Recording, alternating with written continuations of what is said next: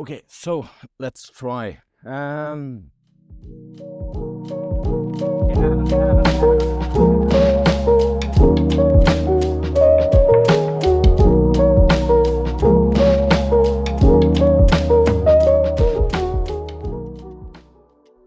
Welcome to the podcast Corner of Special Education.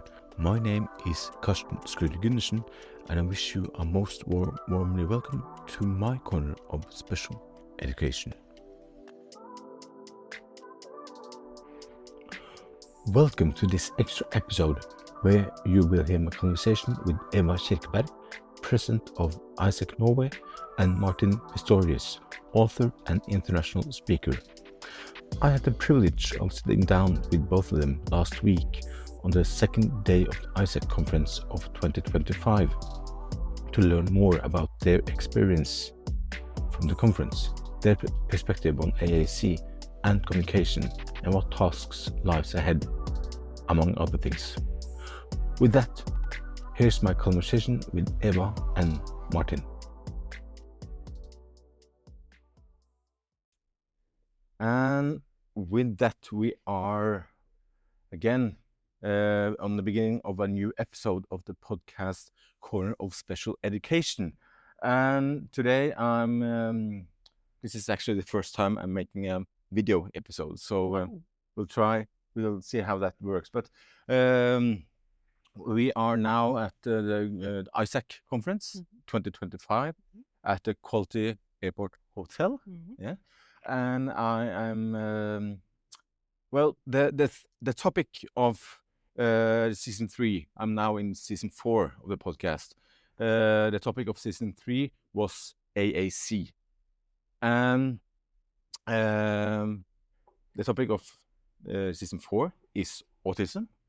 And yesterday we are now at the 8th of April. I published 2 episodes. Where the topic, the episode is combining both autism and AAC, and the topic is the S2C, spell to communicate. Yeah. Okay. Spelling to communicate. Yeah. Correct. They have been here. They had a talk yesterday. Yeah. Yes. Yeah. So I had the privilege of talking to both Elizabeth Vossler and Hilde and Vilde in that regard.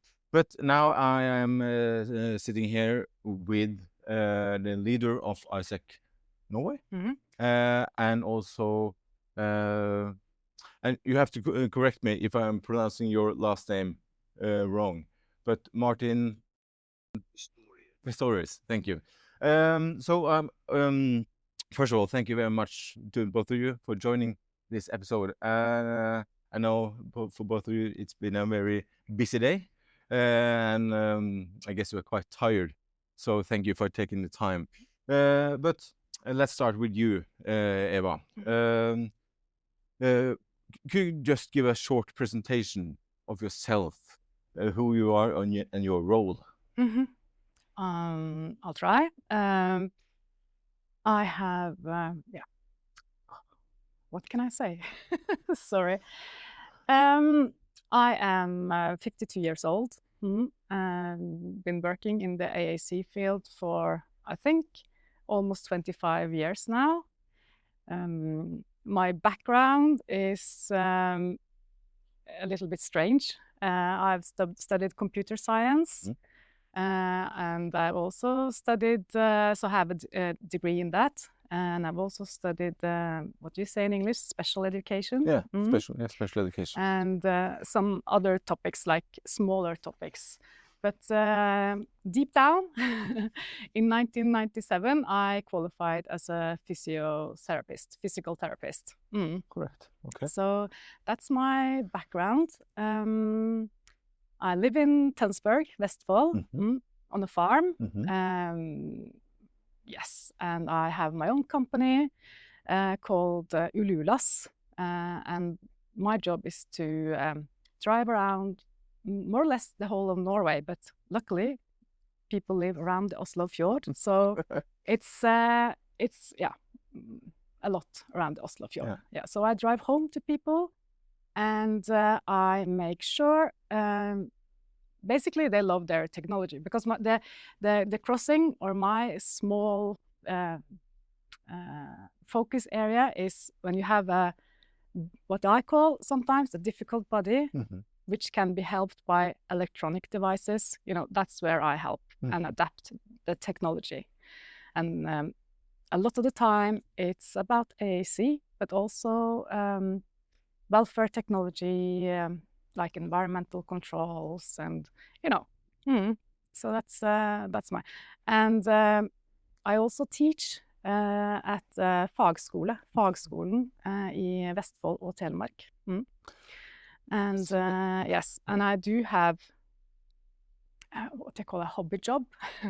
So because I've never actually worked, or I did work as a physio in the early years, but I'm also really interested in horses. So at the farm where I live, I've been offering a couple of times a week something called therapeutic riding.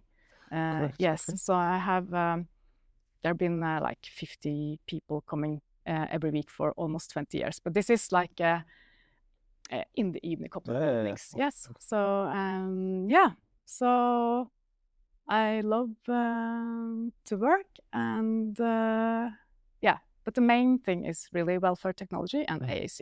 Perfect. Thank you. And then I became what you say in English. In Norwegian you say leader, but in English you say I'm the president of the Norwegian chapter of Isaac International. Okay, perfect. Okay. Martin, I know that you have quite the story, but for those who listen to this podcast and aren't familiar with you, could you give, if it's possible, a presentation? Who are you? Hello, my name is Martin Pistorius. I'm an international speaker, writer, computer scientist, wheelchair racer, and most importantly, a husband and father. I also happen to use AAC to communicate. I've been using AAC for more than 2 decades, but my journey with communication has been much longer and far more complicated than that. I share more of that story in my book. But at the heart of it, I'm someone who believes in the power of communication, in whatever form it takes. Perfect, thank you. And you mentioned your book, and the Norwegian title for this is Da jeg var usynlig. And let's see if we can find an international, or the Ghost Boy. Yeah, Ghost Boy. Ghost Boy. There you go. Okay, excellent. Now,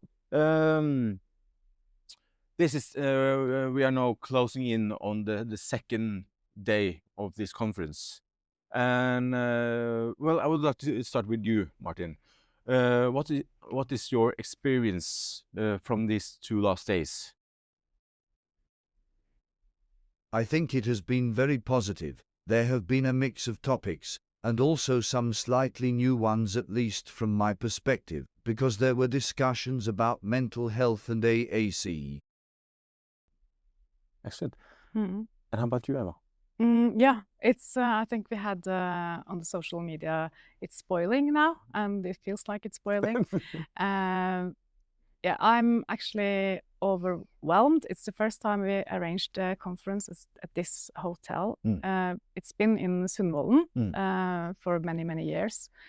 And I've been kind of waiting for the complaints, where are the problems and people, But so far, so good.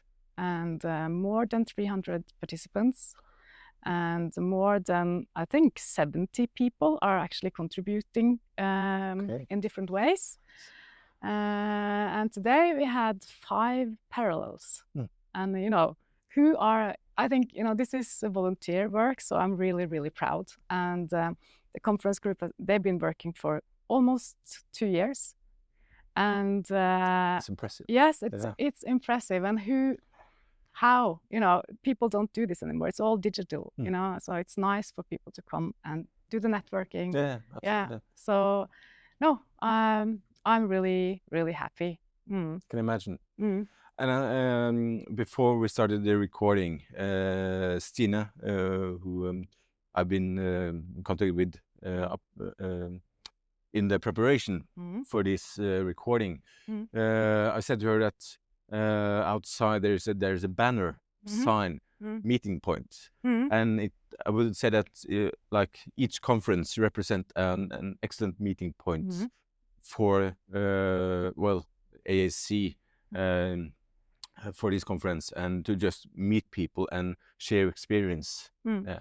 So and yes, tomorrow is the last day, correct? Yeah. And what are your expectations for the last day, Eva? Yeah. My expectations for the last day.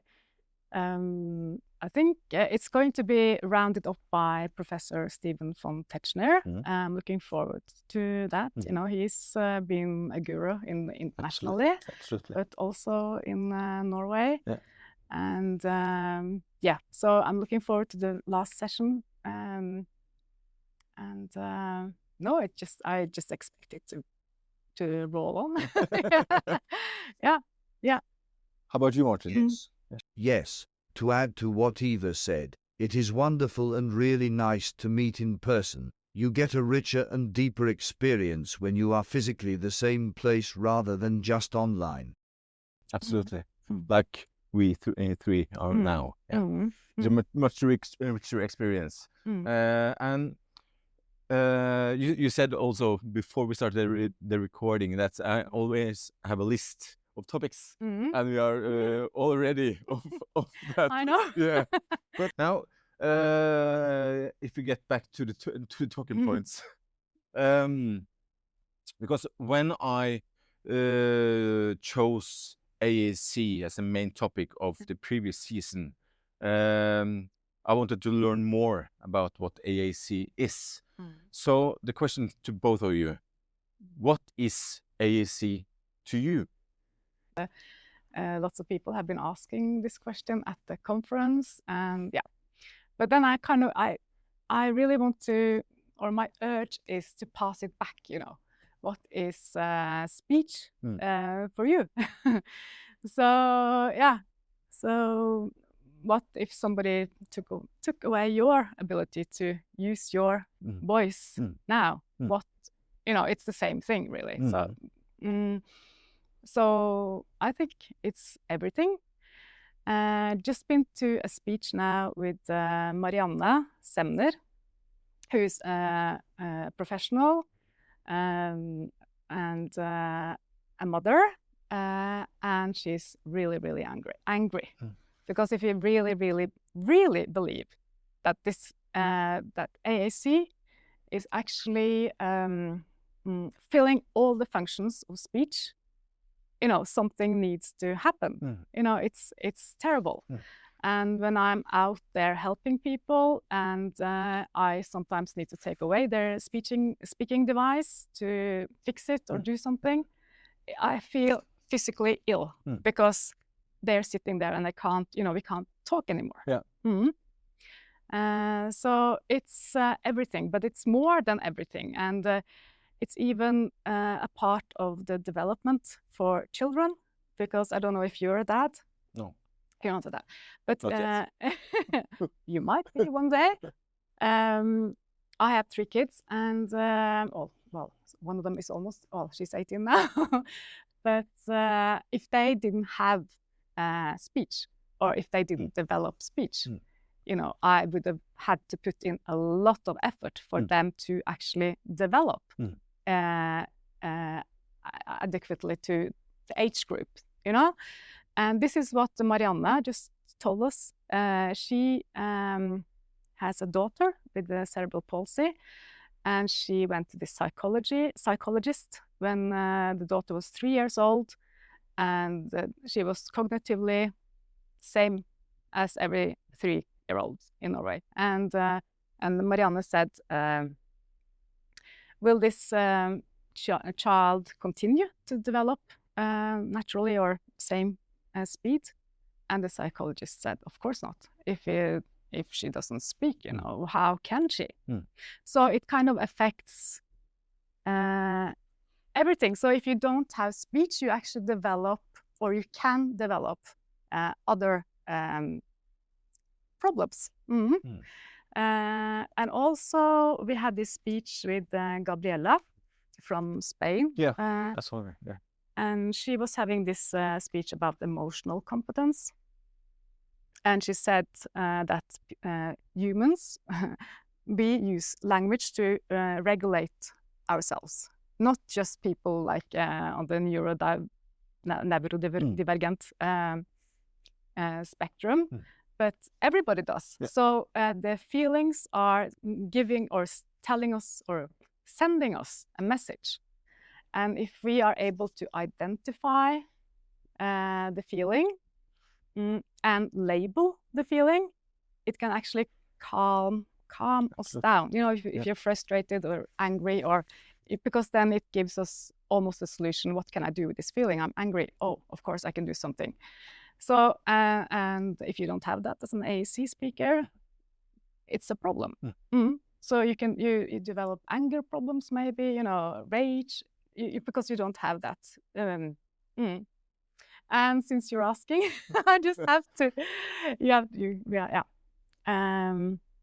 we have this symbol called bliss. Have you heard about that? Yeah. And that system was not developed because the person who developed it thought it was good for AAC speaking people. He was named Carl Blitz, and he was born in 1897. But that town where he comes from is part of the Western Ukraine today, and it's always been a lot of not riots, wars. Everything's been going out on there. So his thought or his mission in life was to develop a language so that everybody could understand each other, because there were so many languages there. So he thought the wars and all the misunderstandings was because people don't understand each other. So why don't I just develop this symbol-based language? So no more misunderstandings, no more war. So speech, to your question, speech is also, it's also that, and friendship, and everything. Yeah, this everything. Yeah. Well, thank you. And what do you think, Martin? Communication is connection. It's how we show who we are, share ideas, build relationships, express needs, and take part in the world around us. It gives us the power to shape and create the life we want to live. For me, it's not just about words, it's about being seen, being heard, letting the person inside shine. Communication is how I participate in life and shape my place within it. Perfect, thank you. And that is actually a good, they call it a bridge over to what is the saying or the quote for this conference. And I'll try to give an English translation. I've always spoken, but it's but first now you're listening. Is that quite somewhat accurate? Yeah, somewhat. Somewhat. But what does this mean? You said a little bit around this now, Martin, but could you elaborate? What does this mean to you?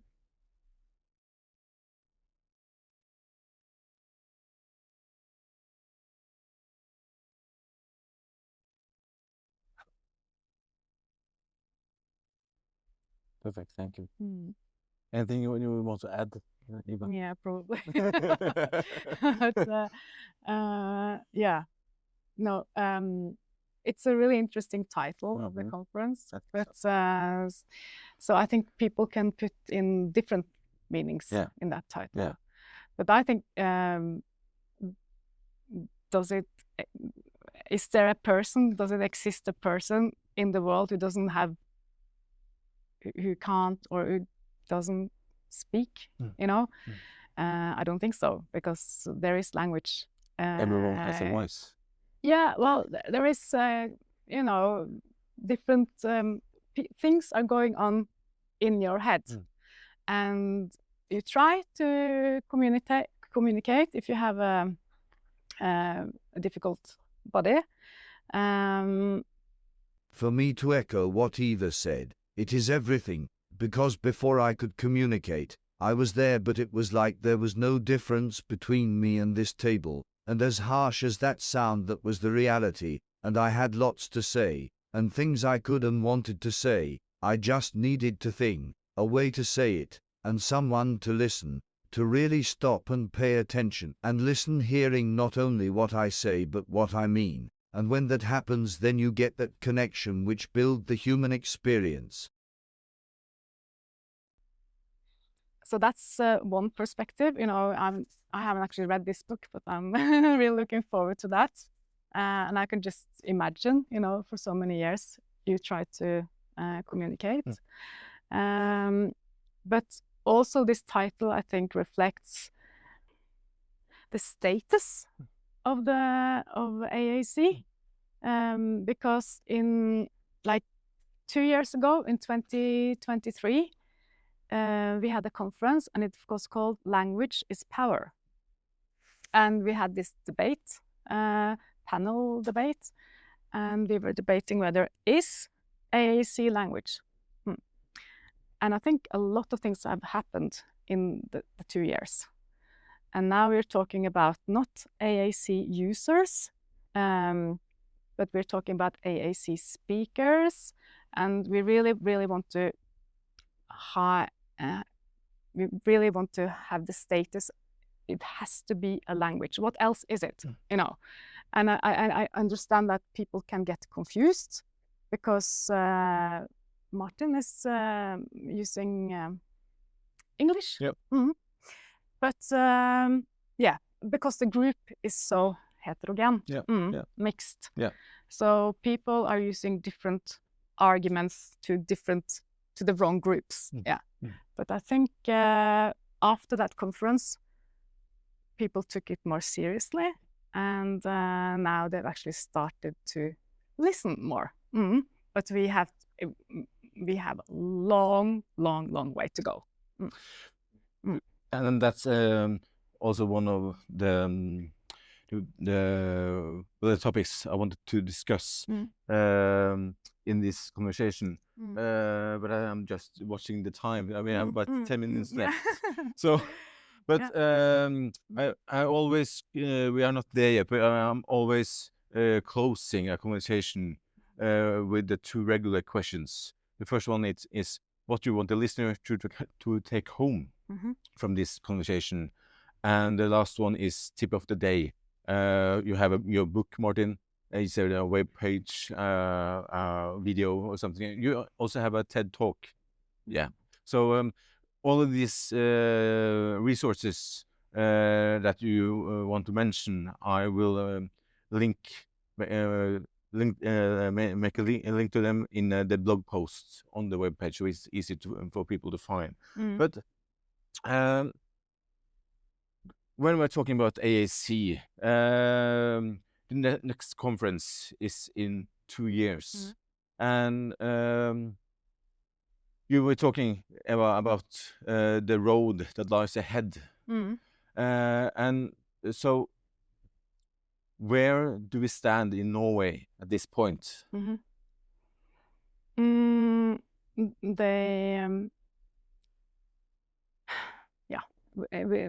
Right-wise, the AAC speakers, they don't really have any rights. They have, in the law, they are actually entitled to bring their speaking device to the classroom, for instance. It's like saying that you are entitled to bring your mouth to the classroom, which is kind of, it's good that they actually mention it, but you know, you have to fulfill the sentence. You know what I mean? Yeah. So And we have this really, really good system in Norway. So you are entitled to your speaking device through the national government, which is good. But that doesn't give you a language. It's like the companies, they're really, really good in offering different maler, or but it's not a language. It has to be adjusted to the person. Yeah. It's because if it's not, it's like me giving my language to you, or my non-developed language to you, and here we go. You can speak like Eva. No, you have to adjust. Yeah. And of course, the main goal for most are to use letters, to write independently whatever they want to say. But in order for a 6-year-old child in Norway to learn how to read and write, you have to give them symbols to communicate first, because how else can they ask questions or do what every other child in the Norwegian school can when they start in the first grade. So we have so many things. We have so many things to do. So the other kindergarten children, they have the goal to how to hold a pencil, and maybe to find their own letter, and maybe to write their own name even before they start school. Our AAC speakers, children, they sometimes they can't even do the eye gaze if they are able to. They have to start exploring the technology. This should have been settled 3 years ago. So we have so much to do. Anything you want to add, Martin? No? Okay, perfect.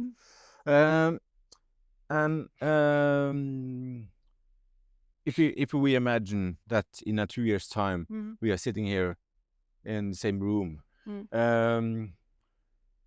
where do you think we are in the 2 years' time when it comes to communication and AAC? Martin? I hope AAC is more widely known, spoken about as naturally as sign language. Not everyone knows how to sign, but most people know it exists and why it matters. AAC should be the same. I hope more educators, health professionals, and families not only understand AAC but actively support and promote its use. And I hope we continue to move toward a culture that expects and values communication in all its forms. Perfect. Anything you want to add, Eva? So in 2 years' time, we have this rettighetsplakat. So you've seen it outside, and we have it here, and I'm going to give this to you. Thank you. But it's really, if you think about it, it's really, really embarrassing that we have to have this. And it says... 2025. I know. Yeah. So, and it says, as an AAC speaker, I have the right to, and then the right here. Imagine that. Yes. Yeah. And I have a right to say no. Or express my emotions. It's terrible. So if we need to have AAC treated like sign language or any language in Norway. Because if we do that, the status will be higher and also the quality will be better. Because now we are kind of struggling with linguistics who tells us that, it doesn't fulfill the demands of language. But, it's like a hen and the egg. Do you say that in English? Yeah. So we need to start somewhere, and somebody has to take the responsibility for this. And even though it's complicated, it's tverrfaglig. Cross subjects. Cross subjects. We need to talk. And the sign language in Norway, they struggled for 10 years. They sat in Språkrådet, language... kind of a council? the one who actually has the responsibility for the language in Norway. Yeah. And they were not accepted because sign language is not spoken, and that was the definition in the law. You have to speak for it to be. Yeah. And then they changed the definition of language, and so it was included in the language law. And exactly the same needs to be done with the AAC, but we probably have to change more because it's more complicated. But we have to. And if you do that in 2 years, as you said, there's a road, and there are some big tasks ahead. It's time to wrap up, but I would like to start with you, Martin. What you want the listener to take home from this conversation? That communication is about more than words. It's about inclusion, dignity, being able to participate in life on your own terms. AAC might look different from spoken language, but it's still a voice, and that voice matters. So whether you're a teacher, a parent, a policymaker, or just someone curious, I hope you leave this conversation with a little more understanding, a little more compassion, and a renewed commitment to making space for everyone to communicate. Perfect, thank you. And how about you, Eva? No, I'm really hoping to spark enthusiasm and understanding, and that people actually care. And I just don't understand why people don't understand that this is the most important task in Norway. It's the most discriminated group we have in Norway today, and we can't live with that, basically. So I just want people to care and to make that change, because it doesn't take much. Excellent. And a final tip of the day, Martin. You have mentioned your book. Anything else you want to add?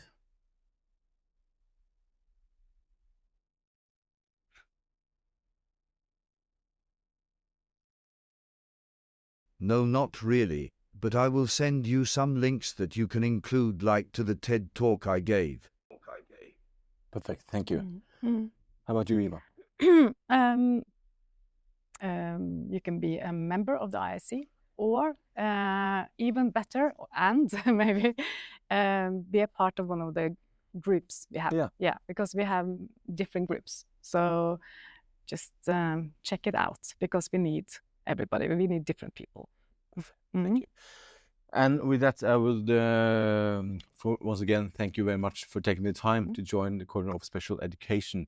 And I wish you all the best. And also, I hope that tomorrow, which is the last day, will be as good as the 2 first ones. So thank you very much. Thank you very much.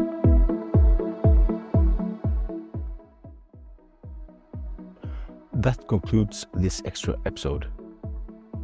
But before our ways part, remember to follow the podcast on Spotify, where you listen to podcasts. Also, remember to follow the podcast on Instagram and Facebook. Also, if you want the latest news and posts from the blog, you can sign up to the newsletter from spacblog.no. If you have any comments or want to get in touch, don't hesitate to send me a PM or email at question@spacblog.no. As always, I really appreciate if you rate, share and recommend the podcast. Finally, thank you to all of you who have listened to this episode, and a warm welcome to new listeners and followers.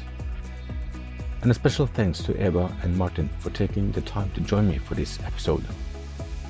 I hope to meet you again in the next episode of Corner of Special Education. Until then, take care.